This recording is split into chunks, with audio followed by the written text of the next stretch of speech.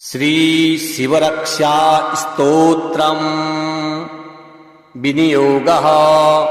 ओम अस्य श्री शिवरक्षा स्तोत्र मंत्रस्य याज्ञवल्क्य ऋषिः श्री सदाशिवो देवता अनुष्टुप् छन्दः श्री सदाशिव प्रीत्यर्थं शिवरक्षा स्तोत्र जपे विनियोगः।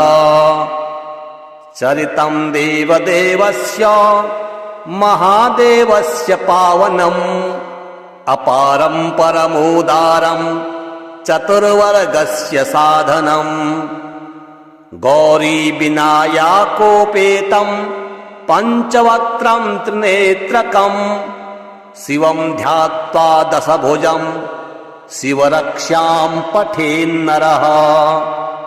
गंगाधरः शिरः पातु भालमरधेन्दुशेखरः नयने मदनध्वंसी कर्णो सर्पविभूषणः। घ्राणं पातु पुरारातिर्मुखं पातु जगत्पतिः जिह्वां वागीश्वरः पातु कंधरां स्थितिकंधरः। श्रीकंठ पातु मे कंठं स्कंदो विश्वधुरंधरः भुजो भूभार संहरता करो पातु पिनाकधृक्। हृदयं शंकरः पातु जठरं गिरिजापतिः नाभिं मृत्युंजयः पातु कटिव्याघ्रजिनाम्बरः। सक्थिनी पातु दीनार्त शरणागतवत्सलः उरुमहेश्वरः पातु जानुनी जगदीश्वरः। जंघे पातु जगत्कर्ता गुल्फो पातु गणाधिपः चरणौ करुणा सिन्धुः सर्वांगानि सदाशिवः। एतां शिवबलोपेतां रक्षां यः सुकृती पठेत् स भुक्त्वा सकलान् कामान् शिवसायुज्यमाप्नुयात्। गृहभूत पिशाचाश्च द्यास्त्रैलोक्ये विचरन्ति ये दूराद् आसु पलायन्ते शिवनामाभिरक्षणात्। अभयं करनामेदं कवचं पार्वतीपतेः भक्त्या बिभर्ति यः कंठे तस्य वश्यं जगत्त्रयम्। इमां नारायणः स्वप्ने शिवरक्षां यथा दिशत् प्रातरुत्थाय योगीन्द्रो याज्ञवल्क्यस्तथा लिखत्। चरितं देवदेवस्य महादेवस्य पावनम् अपारं परमोदारं चतुर्वर्गस्य साधनम् गौरी विनायकोपेतं पंचवक्त्रं त्रिनेत्रकं शिवं ध्यात्वा दशभुजं शिवरक्षां पठेन्नरः। गंगाधरः शिरः पातु भालमरधेन्दुशेखरः नयने मदनध्वंसी कर्णो सर्पविभूषणः। घ्राणं पातु पुरारातिर्मुखं पातु जगत्पतिः जिह्वां वागीश्वरः पातु कंधरां स्थितिकंधरः। श्रीकंठ पातु मे कंठं स्कंदो विश्वधुरंधरः भुजो भूभार संहरता करो पातु पिनाकधृक्। हृदयं शंकरः पातु जठरं गिरिजापतिः नाभिं मृत्युंजयः पातु कटिव्याघ्रजिनाम्बरः। सक्थिनी पातु दीनार्त शरणागतवत्सलः उरुमहेश्वरः पातु जानुनी जगदीश्वरः। जंघे पातु जगत्कर्ता गुल्फो पातु गणाधिपः चरणौ करुणा सिन्धुः सर्वांगानि सदाशिवः। एतां शिवबलोपेतां रक्षां यः सुकृती पठेत् स भुक्त्वा सकलान् कामान् शिवसायुज्यमाप्नुयात्। गृहभूतपिशाचाश्च द्यास्त्रैलोक्ये विचरन्ति ये दूराद् आसुपलायन्ते शिवनामाभिरक्षणात्। अभयं करनामेदं कवचं पार्वतीपतेः भक्त्या बिभर्ति यः कण्ठे तस्य वश्यं जगत्त्रयम्। इमां नारायणः स्वप्ने शिवरक्षां यथा दिशत् प्रातरुत्थाय योगीन्द्रो याज्ञवल्क्यस्तथा लिखत्। चरितं देवदेवस्य महादेवस्य पावनम् अपारं परमोदारं चतुर्वर्गस्य साधनम्। गौरीविनायकोपेतं पञ्चवक्त्रं त्रिनेत्रकं शिवं ध्यात्वा दशभुजं शिवरक्षां पठेन्नरः। गंगाधरः शिरः पातु भालमरधेन्दुशेखरः नयने मदनध्वंसी कर्णो सर्पविभूषणः। घ्राणं पातु पुरारातिर्मुखं पातु जगत्पतिः जिह्वां वागीश्वरः पातु कन्धरां स्थितिकन्धरः।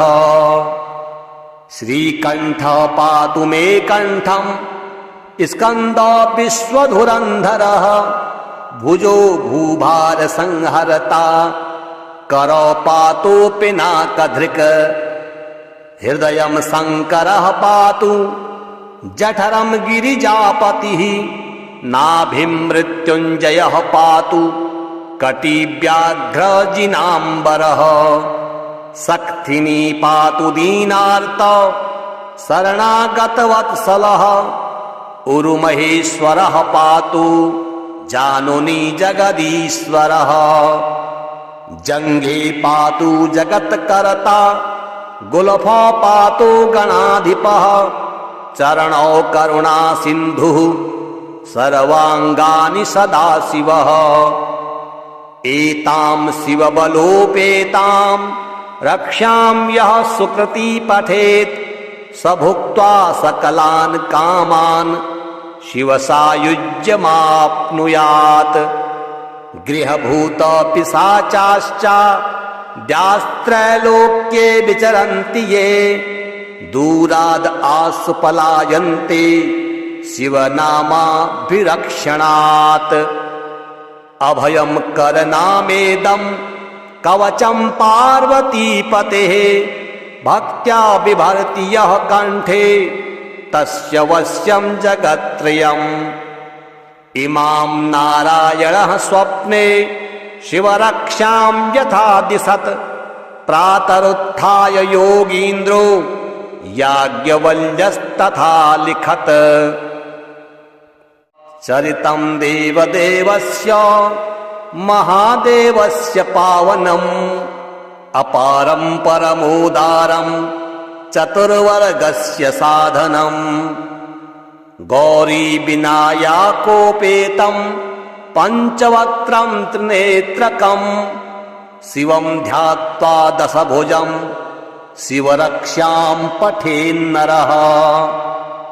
गंगाधरः शिरः पातु भालमरधेन्दुशेखरः नयने मदनध्वंसी कर्णो सर्पविभूषणः।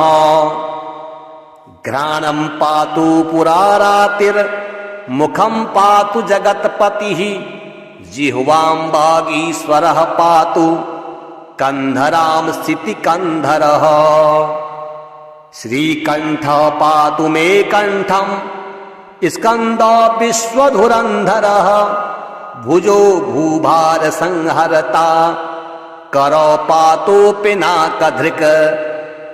हृदयं शङ्करः पातु जठरं गिरिजापतिः नाभिमृत्युञ्जयः पातु कटिव्याघ्रजिनाम्बरः सक्थिनी पातु दीनार्त शरणागतवत्सलः उरुमहेश्वरः पातु जानुनी जगदीश्वरः जङ्घे पातु जगत्कर्ता गुल्फा पातु गणाधिपः चरणौ करुणा सिन्धुः सर्वाङ्गानि सदाशिवः एतां शिवबलोपेतां रक्षां यः सुकृती पठेत् स भुक्त्वा सकलान् कामान् शिवसायुज्यमाप्नुयात् गृहभूतपिशाचाश्च द्यास्त्रैलोक्ये विचरन्ति ये दूराद् आसुपलायन्ते शिवनामाभिरक्षणात् अभयं करनामेदं कवचं पार्वतीपतेः भक्त्या बिभर्ति यः कण्ठे तस्य वश्यं जगत्त्रयम् इमां नारायणः स्वप्ने शिवरक्षां यथा दिशत् प्रातरुत्थाय योगीन्द्रो याज्ञवल्क्यस्तथा लिखत् चरितं देवदेवस्य महादेवस्य पावनम् अपारं परमोदारं चतुर्वर्गस्य साधनम् गौरीविनायकोपेतं पञ्चवक्त्रं त्रिनेत्रकम् शिवं ध्यात्वा दशभुजं शिवरक्षां पठेन्नरः गंगाधरः शिरः पातु भालमरधेन्दुशेखरः नयने मदनध्वंसी कर्णो सर्पविभूषणः घ्राणं पातु पुरारातिर्मुखं पातु जगत्पतिः जिह्वां वागीश्वरः पातु कन्धरां स्थितिकन्धरः श्रीकण्ठः पातु मे कण्ठं स्कन्दो विश्वधुरन्धरः भुजो भूभारसंहरता करो पातु पिनाकधृक् हृदयं शङ्करः पातु जठरं गिरिजापतिः नाभिं मृत्युञ्जयः पातु कटिव्याघ्रजिनाम्बरः सक्थिनी पातु दीनार्त शरणागतवत्सलः उरुमहेश्वरः पातु जानुनी जगदीश्वरः जङ्घे पातु जगत्कर्ता गुल्फा पातु गणाधिपः चरणौ करुणा सिन्धुः सर्वाङ्गानि सदाशिवः एतां शिवबलोपेतां रक्षां यः सुकृती पठेत् स भुक्त्वा सकलान् कामान् शिवसायुज्यमाप्नुयात् गृहभूतपिशाचाश्च द्यास्त्रैलोक्ये विचरन्ति ये दूराद् आसुपलायन्ते शिवनामाभिरक्षणात् अभयं करनामेदं कवचं पार्वतीपतेः भक्त्या बिभर्ति यः कण्ठे तस्य वश्यं जगत्त्रयम् इमां नारायणः स्वप्ने शिवरक्षां यथा दिशत् प्रातरुत्थाय योगीन्द्रो याज्ञवल्क्यस्तथा लिखत् चरितं देवदेवस्य महादेवस्य पावनम् अपारं परमोदारं चतुर्वर्गस्य साधनम् गौरीविनायकोपेतं पञ्चवक्त्रं त्रिनेत्रकम् शिवं ध्यात्वा दशभुजं शिवरक्षां पठेन्नरः गंगाधरः शिरः पातु भालमरधेन्दुशेखरः नयने मदनध्वंसी कर्णो सर्पविभूषणः घ्राणं पातु पुरारातिर्मुखं मुखं पातु जगत्पतिः जिह्वां वागीश्वरः पातु कंधरां स्थितिकन्धरः श्रीकण्ठः पातु मे कण्ठं स्कन्दो विश्वधुरन्धरः भुजो भूभार संहरता करो पातु पिनाकधृक् हृदयं शङ्करः पातु जठरं गिरिजापतिः नाभिं मृत्युञ्जयः पातु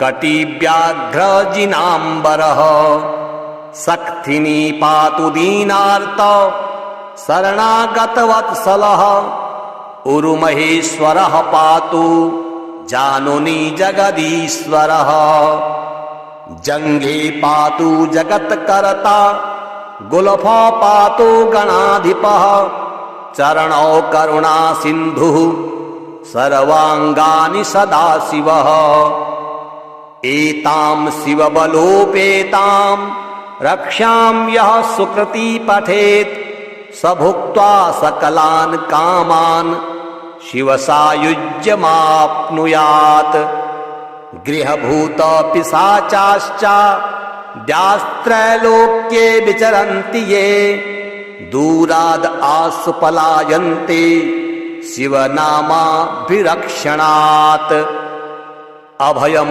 करनामेदं कवचं पार्वतीपतेः भक्त्या बिभर्ति यः कण्ठे तस्य वश्यं जगत्त्रयम् इमां नारायणः स्वप्ने शिवरक्षां यथा दिशत् प्रातरुत्थाय योगीन्द्रो याज्ञवल्क्यस्तथा लिखत्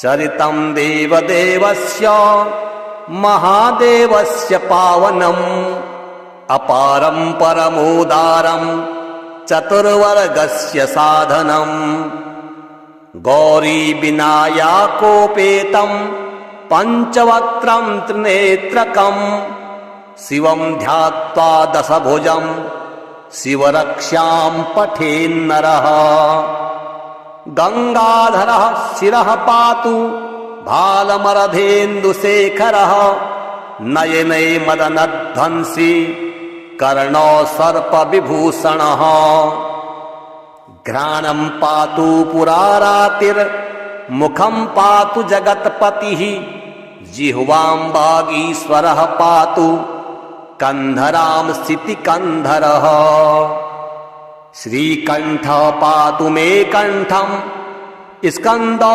विश्वधुरन्धरः भुजो भूभार संहरता करो पातु पिनाकधृक् हृदयं शङ्करः पातु जठरं गिरिजापतिः नाभिं मृत्युञ्जयः पातु कटिव्याघ्रजिनाम्बरः शक्तिनी पातु दीनार्त शरणागतवत्सलः उरुमहेश्वरः पातु जानुनी जगदीश्वरः जङ्घे पातु जगत्कर्ता गुल्फो पातु गणाधिपः चरणौ करुणा सिन्धुः सर्वाङ्गानि सदाशिवः एतां शिवबलोपेतां रक्षां यः सुकृती पठेत् स भुक्त्वा सकलान् कामान्